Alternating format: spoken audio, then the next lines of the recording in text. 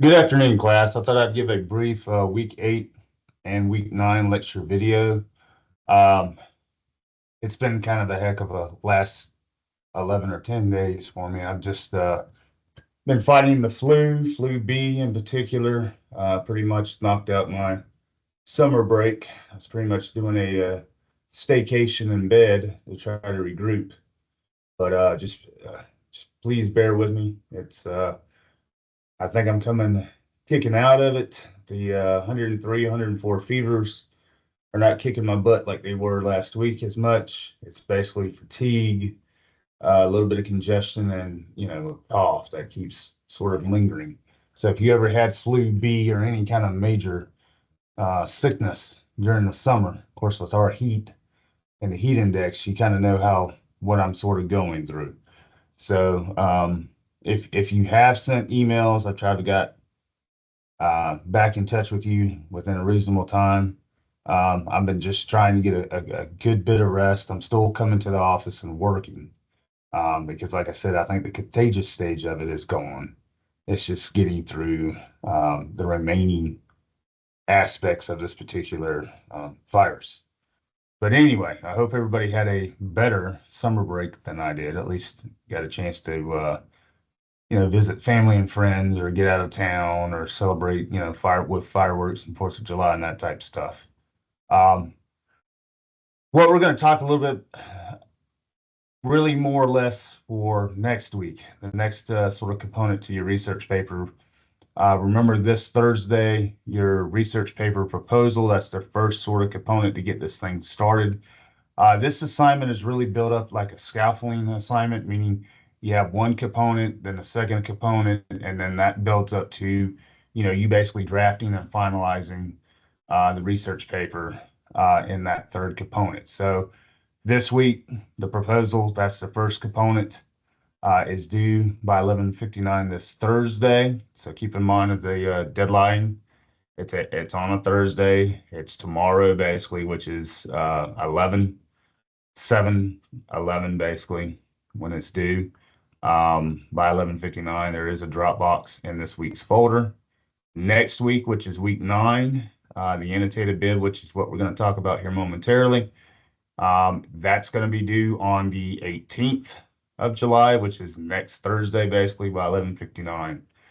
And then the actual research paper, I believe I have due on Sunday, July 28th, but we have to double check that as it relates to the checklist and the course syllabus. And really, that's it. We don't have any other assignments once you turn that research paper in. We've already done our midterm assignment, which was that respondent skill that y'all did back a couple weeks ago. I believe it was essay 4. So besides the proposal, annotated bib, research paper, there's only 3 assignments left, which would basically take us through our final 3 weeks of the semester. The other thing is I would kind of keep in mind too, if you haven't talked to your advisor, the person that signed you up for these particular classes this time, remember fall semester is coming around. We start on August 19th.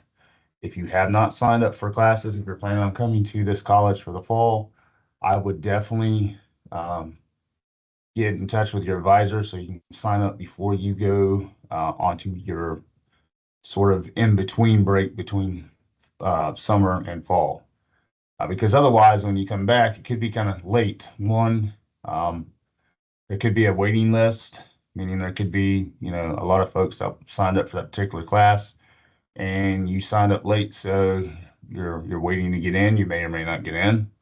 The other thing is, if there's not a lot of folks enrolled in a particular class, they could drop that particular course. And some courses here are only offered, certain semesters. It could be, another full calendar year before that class will come up. So that will basically set you back about 12 months. So just keep in mind of that. So you're not running into any issues or having to pay additional fees if you wait until the last minute to sign back up. Because if you wait till the add and drop period, which is basically the week that we come back for fall semester, A lot of times they will charge you extra because you waited for, you know, X amount of weeks to be able to get back in. The other thing you want to keep in mind if you're on any kind of financial aid, like FAFSA, you want to make sure that all that stuff is up to date and that you have that all the information that the registered and financial aid office would need. I would say I would get all that stuff in by the end of this month, if not earlier. Because otherwise, if you rely on the FAFSA and you don't have your information up to date, or you don't have all the information they need, you may not get it this semester coming up, which means you either have to pay out of pocket, which I don't know if some of y'all realize, but the tuition for colleges in the state of Georgia is going up this fall. So what it costs to go to college this summer, it's going to be actually more to go this fall and heading forward. So kind of keep that in mind. It's not going to get any cheaper as we head from the fall to the spring and stuff like that. So if you don't want to be one having to get loans or borrow money or pay out of pocket or wait another semester because you didn't get your stuff in, I would definitely make sure that your stuff is up to date. It's all filled out what you need to fill out. I would double check to make sure that the register and the financial aid people have the updated information and have all the stuff that you submitted, because just like you are human, they are too, and sometimes they lose things, and you don't want to have that. Here it is, the 16th of August, and they start calling you, wanting to know if you got your FAFSA in, and you turned all that stuff in maybe 4 weeks earlier, or whatever the case may be, and now there's a problem, and the semester is going to be starting in 3 days. What are you going to do? So just be mindful of that. All right. So what we're going to look at mainly right now is the assignment that's going to be due for next week, the annotated bib. I'm going to switch cameras here momentarily, or screens, so you can see what I'm seeing. We'll come back and kind of talk a little bit about this MLA citation stuff, which is what you're going to need to know how to do as well. But if you go to, let's see, put this in here. If you go to this week's folder, which is basically week 8, you're going to find some information about how to write the research paper. Again, a lot of this stuff you can find in your e-text. This is the actual Dropbox. Some of y'all have turned in your proposal earlier. That's fine. You don't have to wait until tomorrow to do so. If you got everything ready to go, I would go ahead and submit it. That way you can go ahead and get a jump start on the actual annotated bib that's going to be due next Thursday. And or if you feel confident about where you are in annotated bib, hopefully you could begin drafting your research paper. There's some more information about sort of the differences between component 1 and component 2, being the proposal and the annotated bib. This is the actual assignment sheet from the annotated bib. We'll click on that here in a minute. This is the paper topics. Hopefully by now you've already established a paper topic, and this is basically the directions for what the research paper needs to be, how long, and that type stuff. This is the proposal. Let me double click on that real quick. Just to show you what these are what, 5 questions. These are the 5 questions you need to be able to answer based on your topic. At this point, I give you a model example that a student did a on. So again, each one of these questions, your answer, about a good paragraph or so will be, if you go in order, which you should, like this first paragraph is the answer to question 1. The second paragraph is your answer to question 2. Your third paragraph is the answer to question 3. Your fourth paragraph is going to be the answer to question 4. And then your last paragraph is going to be your answer from question 5. So in the end, you're probably going to have something scroll this down and put it down, you're gonna have something that looks gonna look like more or less like a 5 paragraph essay, even though it's not. But it's gonna be about a page in length. So if you're looking at word count, probably anywhere from maybe 250 words to 400 words, depending on how much you have to say. Nothing really long, lengthy. I kind of give you some suggestions here. Basically, what I tell you, which paragraph, each paragraph represents one of your answers. Some of y'all are using this model to format your particular proposal, which is good. Some of y'all are losing some points because you're just throwing stuff together. It looks more or less like a question and answering. Again, you want to sort of set it up this way. You don't want to give me the question and then give me an answer. Put your answer sort of in paragraph form, and you should be good to go there as it relates to the proposal without losing any points because of formatting. Really, the proposal should be one of those easiest assignments all semester. Um, if you do it well, it should be a really easy 100. If you follow the format and do it well, spell check, grammar check, that type stuff, then you shouldn't have an issue. If you don't spell check, grammar check, or follow the format like you need to, then you're probably going to have some problems.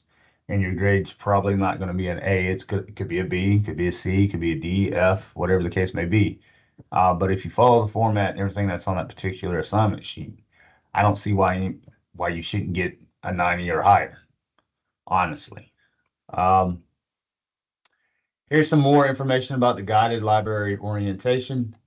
If you didn't get a chance to watch that during week 6, week 7, I would go back and look at that. Yes, it is a little bit lengthier, but if you have not gotten your 4 sources, your 2 scholarly books and 2 scholarly journal articles from a college library or library in general, you probably want to watch that video to show you how to go about doing so, because you're going to need by next Thursday to have all 6 of your scholarly sources that you plan on using in your research paper, because you're going to use those for the next assignment we're going to talk about, which is the annotated bib.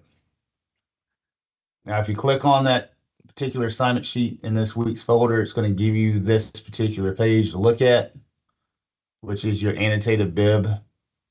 I give you a series of 4 questions. These are different than the proposal, so don't use the proposal questions. Remember, proposal questions had 5, these are 4.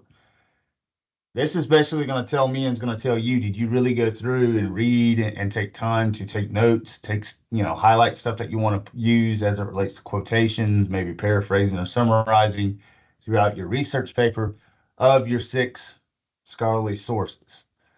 So the 4 questions are, you're going to read your 6 sources, right? You're going to read your 2 books. You're going to read your 2 journal articles. You're going to read your 2 websites.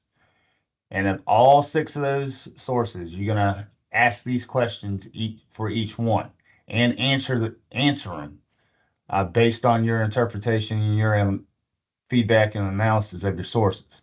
Number 1, what are the main arguments, points, and topics covered in this particular source? So as you read your 6 sources, you want to have this question in the first front load of your mind, so after you get done reading it, you can answer that.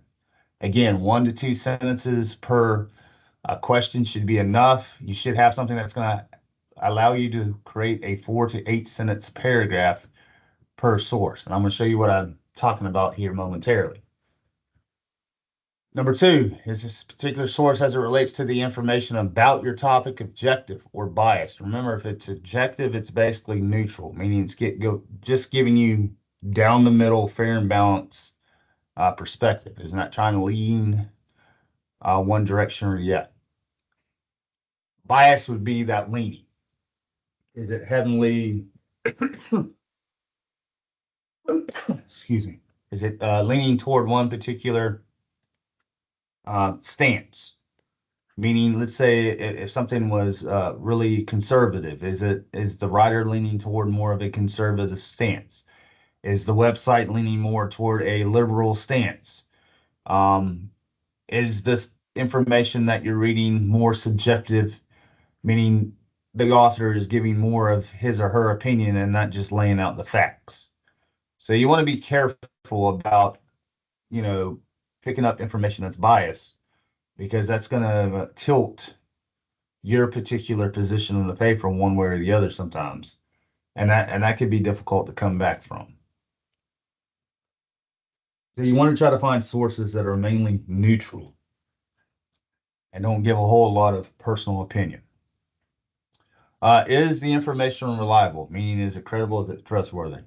There's a lot of stuff out there about fact checkers and fake news and all this stuff. You want to avoid all that BS. You want something that is credible, that is not kooky or coming from some kind of a weird conspiracy theorist out there on Yahoo, Yoo-hoo, or Facebook, or whatever the case may be. Um, those people are out there. You can find them on YouTube pretty much on a daily basis.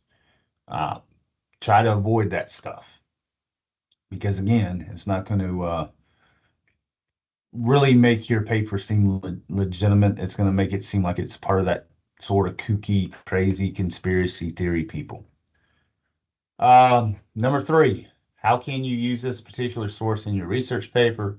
How is this particular source helpful to you? So again, while you're doing your research, I'm hoping you're really taking the time to look through several different avenues, meaning you're just not picking the first six sources or the first, two or three sources from the first page of Google. Sometimes the best sources you will not find until page 10 of a particular search engine, whether it's Galileo or Google or something of that nature. So make sure whatever you choose, these are the six sources that you guarantee can use throughout your particular paper. Because otherwise, I mean, if you're just picking sources for the sake of, I need to get six sources for this next assignment, that's fine. That might carry you through. However, when it comes to the following week and you actually have to draft and finalize that paper using those six sources, if you picked a bunch of kooky sources just for the sake of saving your butt one week, now it's going to come back to haunt you the next because if you can't use them, if you can't find quotations, if you can't paraphrase, if you can't summarize from those six sources throughout your 6 to 8 page paper, then you're not writing me a research paper, and your grade is definitely going to suffer on that. Um, the research paper, I believe, is about 17 to 20% of your grade. So one, obviously, you don't want to plagiarize or use any kind of AI tool to write the paper. But two, you want to definitely take this thing seriously because it can and will drop your grade at least 20 points or 2 letter grades, sometimes more, depending on how low the grade is. So if you got, an 85 now, if you turn something in that's going to give you a 65, you can kiss your B goodbye. You're probably at a low C to a high D at this point. So be mindful, be wary, take this thing seriously, because I know nobody wants to have to come back and repeat this class come August. What's the sense, right? You already spent 8, 9, 10 weeks working to get the grade that you got. There's just no sense to having to come back and repeat this class. I mean, I think I got maybe one person right now that is like at a 30 in the class. And that's just because they stopped turning stuff in about the second week of June. At this point, if I will say if you go on into your weighted total in Blackboard and you see something, if your semester grade at this point is 59% or lower, you may want to think about going through Laserfish and withdrawing yourself from the course because we only have 3 assignments left. They're heavily weighted. They're not necessarily the easiest. Proposal's probably easier. The annotated bib here is going to be a little bit more of a challenge and difficult. But there's usually, I mean, I don't see anybody pulling themselves up to a 70 if you got a 25 in the class.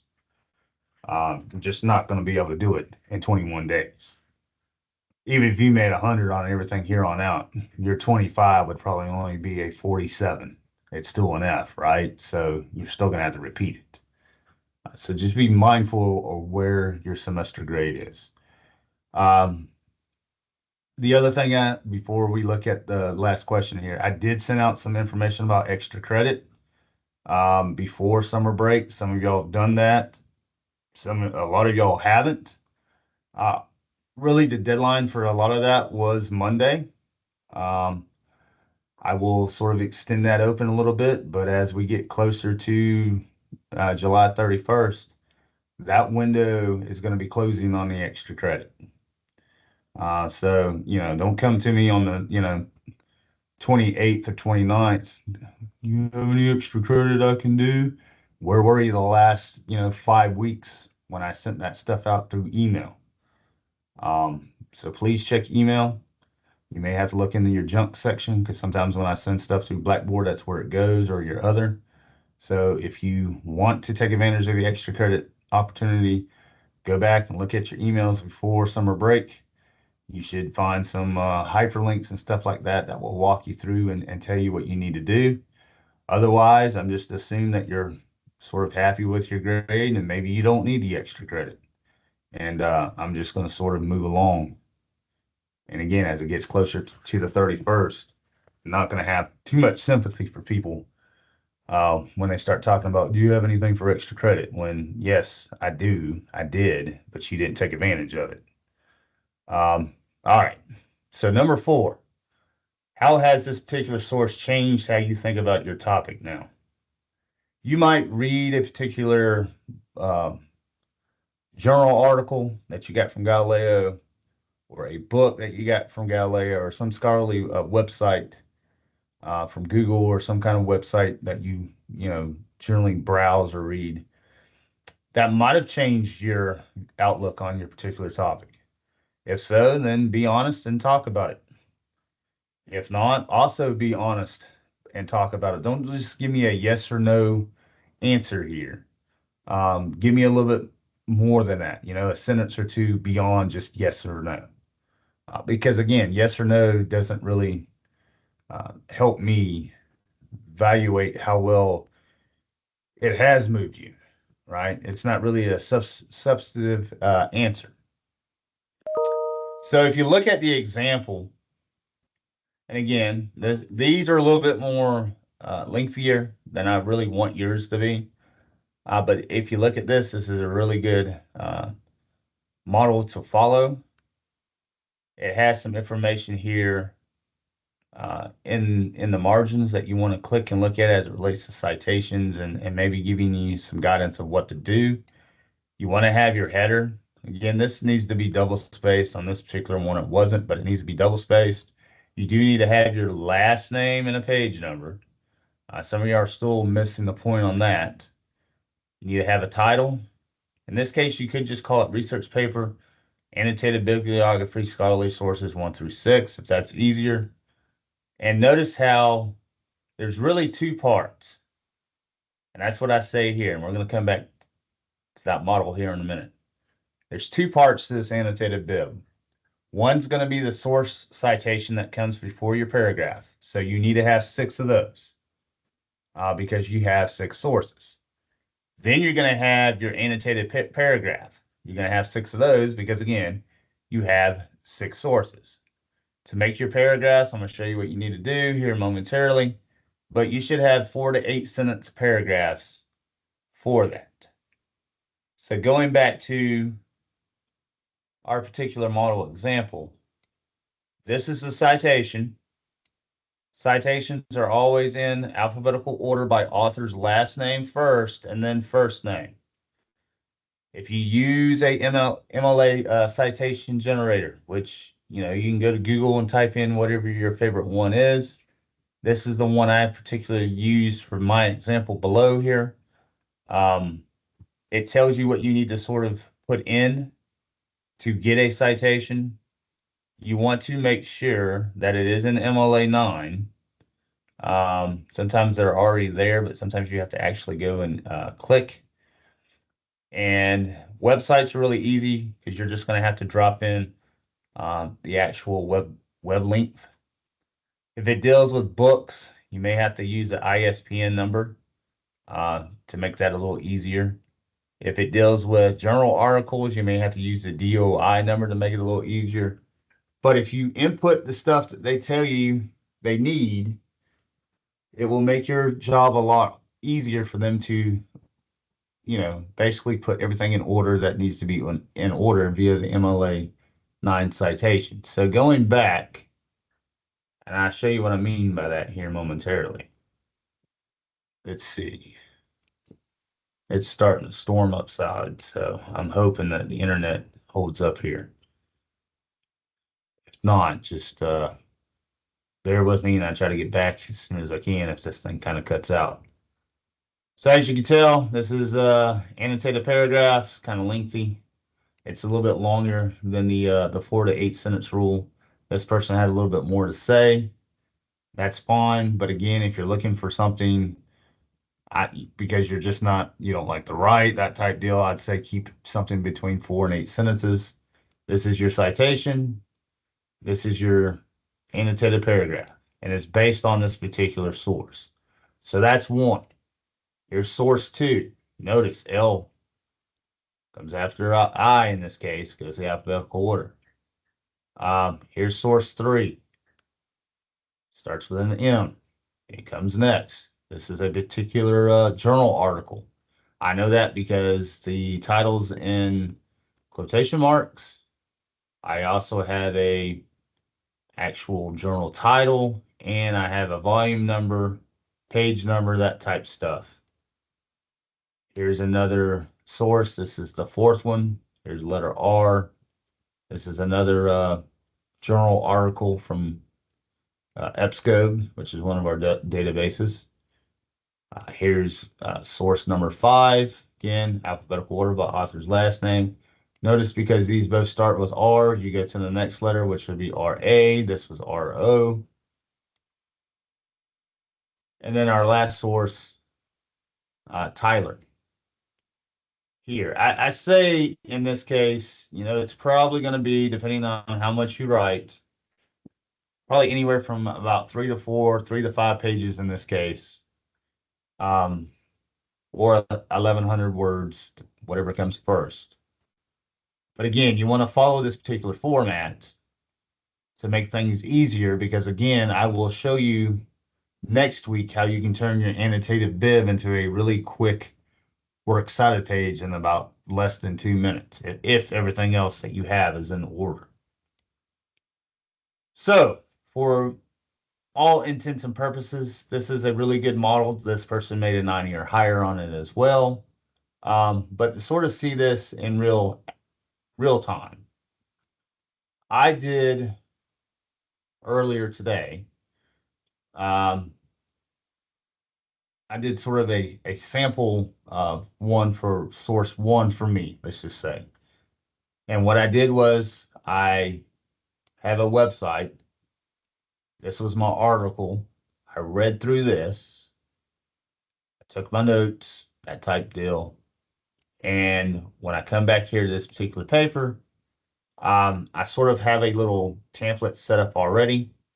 And what I did was I kind of reminded myself I need to have citation first. So I went back to that citation generator that I showed you earlier, put in that web address, and this is what it popped out for me. So that part of it's pretty much done. Bam. If your citation goes beyond the first line, like mine does here, because I got lines 2, 3, 4, 5, you're going to have to do what they call hanging indent.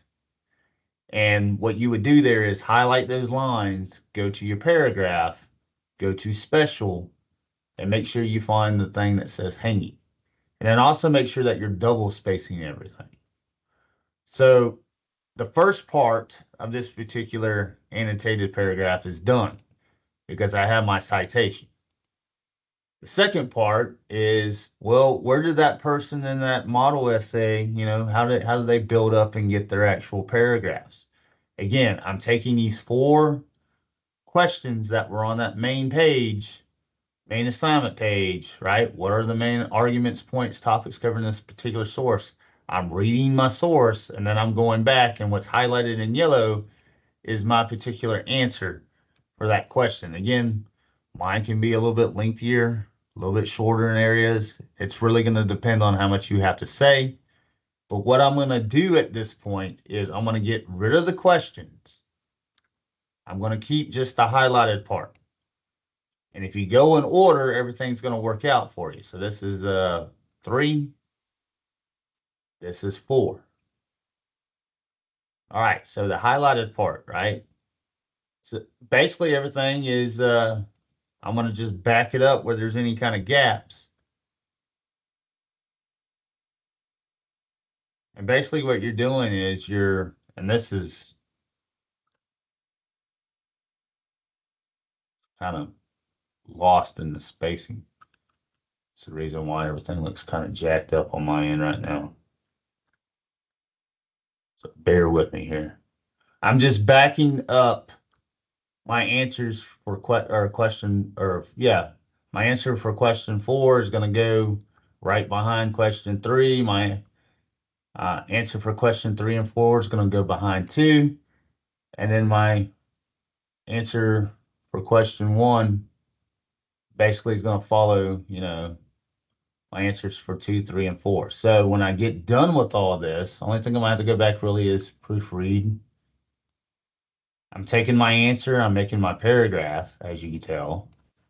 I'm going to get rid of this yellow because I don't need that anymore. It'll let me. You gotta, oh man, come on. You gotta love technology when it's working for you and when it's not working for you. There we go. I'm gonna get rid of this part because I don't need it. I'm gonna indent. Well, that's what's kind of problematic too. So sometimes when you do some copy and pasting from one, this is probably happening to you. And I'm going to show you how to go about fixing that if it'll let me. So it's going to look like this.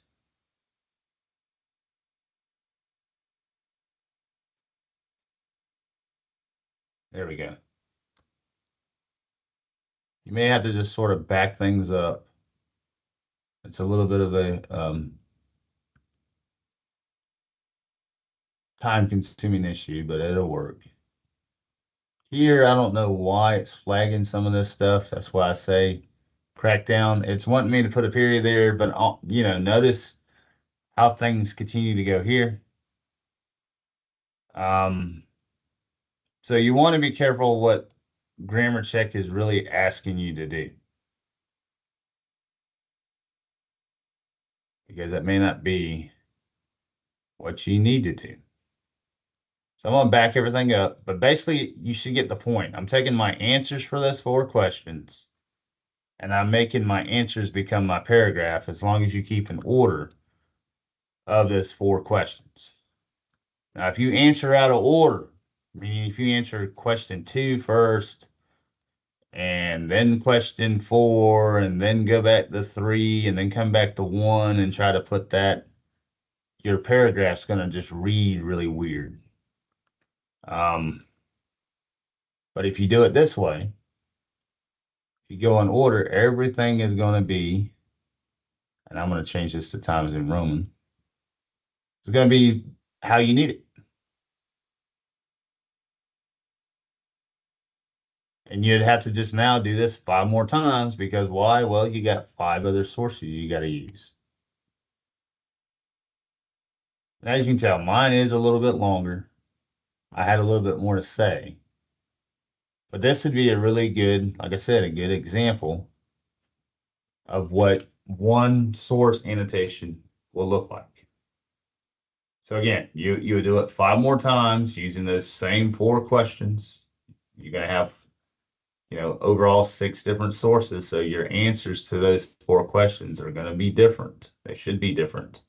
It's going to tell me, hey, did this person really take the time over the last 2 or 3 weeks to really pick up these sources, read them, and really think about not only their project, but how they're going to use these sources in a particular paper, because those questions are basically based on, did you read it or not? And if you just skim it, they're going to be kind of hard to answer. And they're basically going to show um, that you're just sort of BSing your way through it to try to save the grade. And that's going to be kind of hard to do. Um, So I hope that's a really good way to explain the annotated bib, because like I said, the annotated bib is it's not, it shouldn't be any more difficult than most of your assignments. Um, but if you don't follow the instructions, if you don't follow the template, it can be kind of challenging, and that's where the frustration comes in. And that's when I start to see the lower grades or people trying to plagiarize or use the AI, is because they know they needed the help early on. For whatever reason, something comes up or they just kind of forgot about it. Come Saturday, well, in this case, yeah, well, you have until next Thursday. So come like Wednesday next, then they start to freak out, and some of them will reach out. And then a lot of them won't reach out until after I grade it, and they're wondering why they got a 50 on it. I didn't really understand it. Well, did you watch the video? Yeah, I watched it the day before it was due. Okay, did you try to reach out for help? No, I was thinking about it, but something came up. That's the thing. I mean, you can't wait 24 hours to get help sometimes on some of these things. If you know that you need help, you need to go ahead and reach out and get the help, whether it's from me or tutor.com or both. A lot of this stuff, there's only so much I can do if you wait, 24 hours or 12 hours or, 2 minutes before it's due or something. There's definitely nothing I can do after you turn it in and then I grade it and you email me back 3 days after it's been graded and turned in. Oh, I just didn't really know what I was doing. Well, you had nearly 2 weeks to get help. Oh, I know. I mean, I hear that all the time. That's what I'm trying to avoid here, because we are adults. Um, some of us just got to get over the whole pride issue, because unless you're just a millionaire or won the lottery, somebody's paying for your class. And again, like I said early on, I'd hate to see you come back and have to repeat and do the same stuff again, because if you're having trouble with it now, you're going to have trouble with it then. Um, and it just doesn't make a whole lot of sense. This class is one of the, if you do your work, put your time in, you get in what you take out of it, you know, most people should be passing this class first time around. You shouldn't have to be coming back, repeat two, repeat four. Usually I don't have that with this particular course, honestly. Usually if I do have people that have to come back and repeat this, it's because they started messing around and screwing up the first 2 or 3 weeks of the semester. They realized their grade was, 25 or 19 or whatever, and they just didn't drop it. Um, they just kept logging in week after week and seeing their 19 become a 17, become a 14, become a 12. And I mean, let's face it. I mean, if you're just logging in every Monday to see your grade, but you're not putting any effort or turning any work, then what do you think is going to happen the next Monday? Your grade's going to continue to drop. It's not going to go up if you're not doing anything. It's like going to work. You got to go to work to get the paycheck. If you don't go to work, you're not going to get paid. Eventually, they're going to fire you. Same thing here. It's just we deal it with grades. Um, so you're not going to get any richer faster by staying home and sleeping all day and not going to work. Well, you're not going to get your A's or B's by hitting the snooze button and not turning anything in week after week. I mean, that's just, I don't know how else to easily explain that or to make it make sense. But, we have folks that just show up for the first couple weeks and then they take that financial aid check. We call it rip and run, and they run all right. And when they come back and want to come back to school, they fail to realize that that money they took, they're going to have to repay back. So it's like paying triple tuition at this point for some of them. So be mindful of that. I don't want anybody to have to retake this class. I don't want to have, don't want you to have to go through the pain of having to pay like triple tuition for, taking a financial aid check and deciding to, back out on us and not do anything. All right, so I'm gonna play this video. There is a sort of it's a different video and it's a little longer, but you can also kind of look at this one. This is about 30 minutes. It deals with quoting, paraphrasing, and summarizing. I think the video that I'm going to show you here deals mainly with direct quoting and a little bit of paraphrasing, but it's really good, and it's about half the time. And then after that, we'll sort of just end it for the day, and just make sure you get your proposal in for tomorrow. And by this time next week, hopefully you have something narrowed down with your annotated bib assignment. You can send me drafts of these. Um, I don't know if I've made that clear in the past, but with each one of these writing activities, you can kind of send me a draft if you want me to give you feedback before you turn something in. I mean, obviously, don't wait till the day that it's due necessarily to say, hey, Mr. Wilson, can you look at this and give me some feedback? I'd rather you give me a day or two at least ahead of time so I can really go through it, tell you what's wrong, tell you what you need to fix to get the higher grade. Because that's really where the drafts come in. It makes you a better writer, gets you prepared to proofread not only your work but other people's work over time. And overall, it should improve the grade on that particular assignment. Some of y'all were doing that early on with some of the essays, and then some of y'all just y'all didn't never send me a draft at all. And that might be the reason why some of your grades are not really good with the essays, because you just didn't get somebody else to look at it, or at least somebody that knows what they're doing. But anyway, let's look at this video, and we'll sort of call it a Wednesday here. Hello, writers. This is Katie McNulty with the Lackawanna College Writing Center. Welcome to this brief video tutorial on how to construct MLA in-text citations. A few notes about this video before we begin.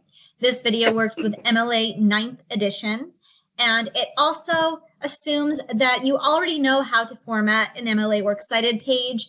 If you don't, no worries. There will be material linked underneath the description, as well as a little overview within the video. It also moves pretty quickly, so have your mouse ready to pause and read over parts that you might not get to read during the presentation. So let's talk for one about why we use citations. In-text citations are extremely important in academic writing. Regardless of whether or not you have a works cited page, you must use in-text citations. It's not enough just to do a works cited page. These are used to support your argument or your point by directing your reader exactly to the source that you got your information from to back up your argument. And this also credits the original source's ideas, research, and the work that they put in, which means that it helps to uphold academic honesty and avoid plagiarism. If you take information that is not your own and you don't give proper credit, it is plagiarism, and that is stealing, and there are severe consequences in the academic world for that. Using in-text citations also allows your reader to quickly locate the original source. Keyword here is quickly, which we'll go over, so that your reader can go to that original source and independently and critically decide whether or not that source does in fact support your claim. This is also helpful just in case your reader is curious about it and wants to do more research on that topic and look at that original source. So when to use citations? Citations must be used whenever you are using direct quotes from another source, and also any information paraphrased from another source. A direct quote means any sentence or a series of words that are word for word from someplace else. When you paraphrase information, this could be information that has been reworded in different language than the original text did, or simply data, facts, statistics, findings, and ideas that come from another source. Whether to paraphrase or use direct quotations really depends on the assignment and the information that you are citing. So, for instance, if you're analyzing literature, it might be best to use the direct quote the way that the author has put it. But when you are citing research information, such as numbers or other data, a direct quote's not always necessary, and it may break the flow of your essay and be best to put it in your own voice. So here is the gist with in-text citations. You place a citation next to any information that you took from that source. Inside that citation, you place the first piece of information from your works cited entry in parentheses. More on that in a moment. Because you are placing the first piece of information, this is why it is important that you have a correct works cited entry first before you go back into the in-text citations. So a very quick review about a works cited entry. Here is the gist of the format. You are welcome to pause and look this over. A works cited entry will be capitalized the same way and punctuated the same way as you see here. It will vary depending on the type of source that you have, as well as the amount of information that is presented in that source. Don't forget that your works cited entries must go in alphabetical order by that first letter in the entry, and this is also very important as well. So here is an example of a works cited entry right here. Notice the very first piece of information right here. We have an author's last name. And we use the last name, which is probably something you've heard before. Look at this direct quote right here, and notice at the end, we have the author's last name in parentheses. Now, this was from a website entry in a database that did not have pages. However, if the source did have pages, you would keep it the same format with a space and the page number that that specific information came from. If you are using a database that has an HTML version and a PDF version, use the PDF version and use the original page number to best guide your reader to that information. The idea is that your reader can immediately go to the entry because it's in alphabetical order and it's the first part, click or access the source and get immediately to the information that you cited. You don't want to make it an obstacle for your reader. Also, notice the location of the period. It is after the citation. It is not within the quotation. Another way to cite is to take the same, we'll use an example, is to introduce the author or the piece of work first. So here we have the example we did in the last slide. And here we have the same exact quote with a different method of citing it. According to Ramirez, so introduce your source, comma, and then we have our quote. And we have our period inside the quote because there's no page number here. If you have a page number, notice that you would introduce and then you would simply put the page number in parentheses at the end, followed by a period. Because the author is credited over here, there is no need to do both. And it's good to switch it up when you are writing. It's a style preference. When you have multiple authors, like two authors, you use two last names. So let's look at this source right here. Pause if you need to review it. If we were to do an in-text citation, we would simply take the last names, despite the fact that the last name's first for the first author and second for the second author. So pay attention to see how many authors there are when you're constructing your in-text citation. If you have 3 or more authors, you simply use the last name of the first listed author and then et al. And the page number if you have one. So here we have an example entry, and we would construct our in-text citation with the last name of that author listed and then the ET space AL period. Same rules for the page numbers. Notice right here that there is no P period or PAGE or PP right here. It is simply a space. There's no comma either.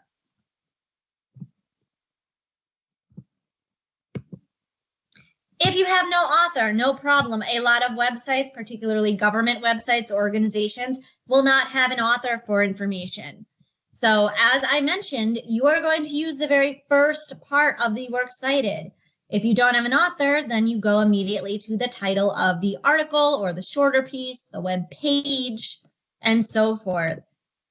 So if you have an original quote, you would put it in, but here let's take an example of a paraphrased quote. If you want to pause and read over the original quote to compare, please do so. Here we have the original quote up top, and we've taken the valuable information from the quote, but put it in, I put it in my own voice a little bit. I kind of took just the information and a little bit of the wordiness out of the original to get to the main points, the main numbers, but because I didn't construct that and I didn't come up with this probability or this prediction, I give credit to it. And I give credit to it by directing my reader again to that first piece of information so that it's easily accessible. Notice right here that it is capitalized the same, it has quotation marks, and it's punctuated the same, and that period is in the same place. Now, if this was a very long title, you can shorten it. So a lot of times people will take whatever is before the colon and end it there. It will still get your reader right to that original source. I did not think this was super long, so I kept it. Finally, let's take a look at our works cited page utilizing all of the examples shown to you in this presentation.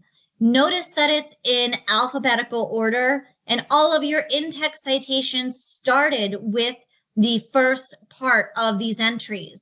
So whether that was a title or whether it was a last name, this guides your reader immediately to the source, and everything is cited correctly. As we are in the year 2021 when this video is being made, we mostly use web sources, but the source should be able to be easily identified in a library, or it should be easy to navigate to so that your reader doesn't have to do any sort of investigating, can get right to where you got your information from.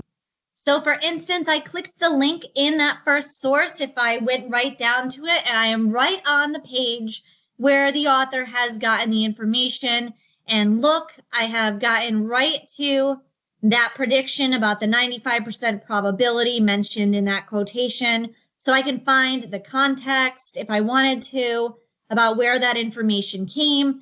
I can see this is from the NASA website, so I can gather that it's a pretty credible source.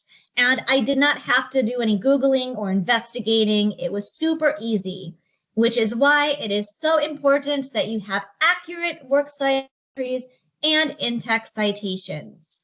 For more help, always visit the Writing Center, and you can get as much assistance as you need to get that right, avoiding plagiarism, and properly citing your papers. Please take a look at any of the materials posted in the description if you are still confused as well, and happy writing, everybody. All right, guys. I hope that was a very informative video. Like I said, you can always find some additional information on YouTube. We will probably talk a little bit more directly at certain aspects of quoting, paraphrasing, and summarizing next week. You do have this, like I said, lengthier video that you can kind of watch. And there are some information, or at least there should be some information in your e-text as well. So please reach out if you need any help as it relates to the annotated bib for next week. If you have any last minute questions about the proposal before that's due by 11:59 tomorrow, please make sure that you address and email me that before time slips away. And I hope you have a very successful week 8 and week 9. And as I say, we're getting closer to the end, to the actual summer semester. So I hope everybody has a great Wednesday, and I will talk to you soon. Bye.